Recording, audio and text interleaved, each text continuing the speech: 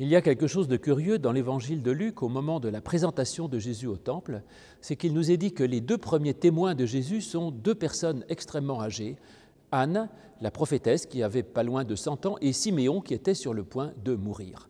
Donc voilà le tableau, un tout petit enfant et deux vieillards. Les mauvaises langues pourraient dire que ça ressemble un petit peu à ce qui se passe parfois dans les églises où il y a des enfants et des personnes âgées, mais d'abord ce n'est pas le cas dans toutes les églises, et ensuite ce n'est pas tout à fait vrai puisqu'il y a quand même Joseph et Marie qui sont dans la force de l'âge. Mais Joseph et Marie ont là un rôle un petit peu secondaire. En fait, ils se contentent de faire ce qu'il faut. Ils accomplissent la loi du Seigneur, nous dit-on, et ils se contentent de transmettre à leur enfant la religion. Et après tout, on peut le comprendre, quand les gens sont dans la force de l'âge, ils n'ont pas forcément la disponibilité, le temps ou la disposition mentale pour pouvoir être de grands pratiquants ou de grands mystiques. Mais l'essentiel, c'est de transmettre aux enfants et l'essentiel, c'est de faire ce que la religion nous demande. C'est ce que font Marie et Joseph.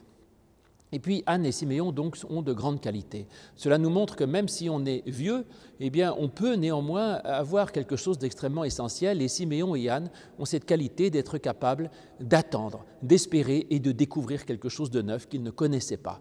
Et même âgés, on peut avoir encore cette capacité à s'émerveiller et à découvrir le Christ. C'est ce qu'ils vont faire.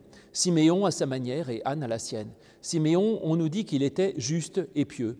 Juste, ça veut dire qu'il faisait ce qui était bien, et pieux, ça veut dire qu'il avait une certaine spiritualité. Mais Siméon n'était pas un pilier d'église, il n'était pas au temple, puisqu'il était à l'extérieur et il vient vers le temple pour voir Jésus.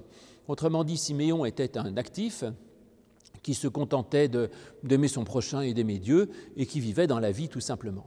Simplement, il avait une autre qualité qui nous est donnée par son prénom. Siméon, ça veut dire « j'écoute ». Et donc, il était quelqu'un qui était à l'écoute, capable d'entendre, de rechercher, d'écouter, de recevoir. Et c'est ce qui va lui permettre de découvrir le petit Jésus. Il va dire « mes yeux ont vu le salut ». Donc, il est tout content parce qu'il a vu le Sauveur. Mais en fait, qu'a-t-il vu ? Il a vu un bébé. Or, un bébé Jésus, il n'était pas sans doute capable de faire ni de grands discours, ni de grandes guérisons, ni de grands miracles. Donc, il a vu un germe de salut, en fait. Il n'a pas vu la plénitude de l'accomplissement des promesses de Dieu. Mais Siméon dit « ça me suffit ». Parce qu'en effet, la sagesse, elle est là. C'est qu'on n'a pas forcément une foi totale, une espérance complète, mais il en suffit d'un petit peu pour dire « je sais ce que c'est et j'ai compris ce qu'est la foi, l'espérance ou le bonheur que peut donner Dieu ». Même si c'est partiellement, même si c'est en prémisse, il s'accroche à ça et il dit « j'ai vu ce qu'est le salut » et il dit qu'il peut alors partir en paix. Quant à Anne, elle était, elle, attachée au temple, elle passait son temps à prier. Et ce qui est extraordinaire, c'est, tenez justement aussi son nom.